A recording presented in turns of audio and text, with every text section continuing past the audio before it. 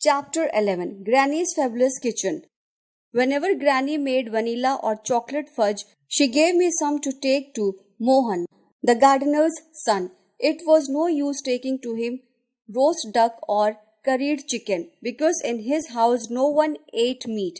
But Mohan liked sweets, gulab jamun, rasgullas, jalebis, which were made with lots of milk and lots of sugar, as well as Granny's homemade English sweets.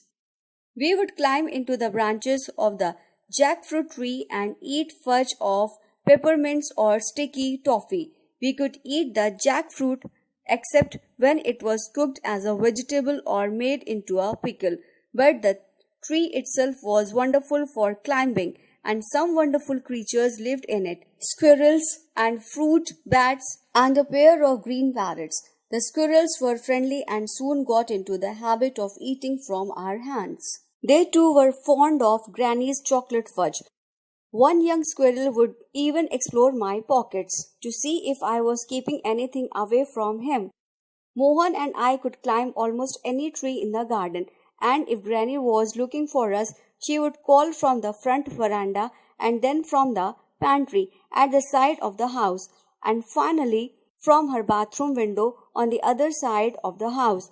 There were trees on all sides, and it was impossible to tell which one we were in until we answered her call. Sometimes Granny would give us away by barking beneath our tree. When there was fruit to be picked, Mohan did the picking. The mangoes and lychees came into season during the summer, when I was away at boarding school, so I couldn't help him with the fruit gathering. The papayas were in season during winter, but you don't climb papaya trees. They are too slender and wobbly. You knock the papayas down with a long pole and catch them before they hit the earth. Mohan also helped Granny with the pickling. She was justly famous for her pickles. Green mangoes pickled in oil were always popular. So was her hot lime pickle, and she was equally good at pickling turnips, carrots, cauliflowers, chilies, and other fruits and vegetables. She could pickle almost anything, from nasturtium seed to jackfruit. Uncle Ken didn't care for pickles, so I was always urging Granny to make more of them. My own preference was sweet chutneys and sauces, but I ate pickles too, even the very hot ones. One winter, when Granny's funds were low, Mohan and I went from house to house, selling pickles for her. In spite of all the people and pets she fed, Granny wasn't rich. The house had come to her from grandfather, but there wasn't much money in the bank. The mango crop brought in a fair amount every year, and there was a small pension from the railways. Grandfather had been one of the pioneers who had helped bring the railway line to Dehra at the turn of the century, but there was no other income. And now that I come to think of it, all those wonderful meals consisted of only one course, followed by a sweet dish. It was Granny's cooking that turned a meal into a feast. I wasn't ashamed to sell pickles for Granny. It was a great fun. Mohan and I armed ourselves with baskets filled with pickle bottles, then set off to cover houses in our area. Major Clark across the road was our first customer. He had red hair and bright blue eyes and was almost always good-humored. "And what have you got there, Rusty?" he asked. "Pickles, sir." "Pickles? Have you been making them?" "No, sir. They are my grandmother's. We are selling them so we can buy a turkey for Christmas." "Mrs. Bond's pickles, eh? Well, I'm glad mine is the first house on your way, because I'm sure that the basket will soon be empty. There's no one who can make a pickle like your grandmother, son.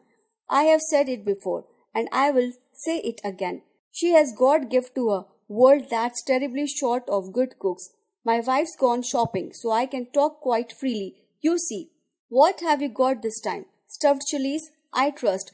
She knows they are my favorite. I shall be deeply wounded if there are no stuffed chilies in the basket." There were in fact 3 bottles of stuffed red chilies in the basket, and Major Clark took all of them.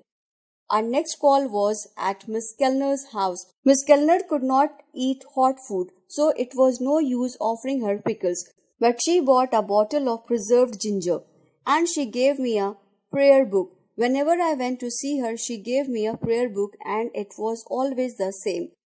Further down the road, Dr. Dutt, who was in charge of the hospital, bought several bottles of lime pickle, saying it was good for her liver, and Mr.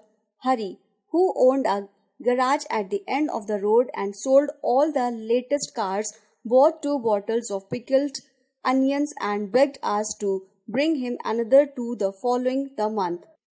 By the time we got home, the basket would usually be empty and Granny richer by 20 or 30 rupees, enough in those days for a turkey. Uncle Ken stayed for Christmas and ate most of the turkey. "It's high time you found a job," said Granny to Uncle Ken one day. "There are no jobs in Dera," complained Uncle Ken. "How can you tell? You have never looked for one, and anyway, you don't have to stay here forever. Your sister Emily is headmistress of a school in Lucknow. You could go to her. She said before that she was ready to put you in charge of the dormitory." "Bah," said Uncle Ken.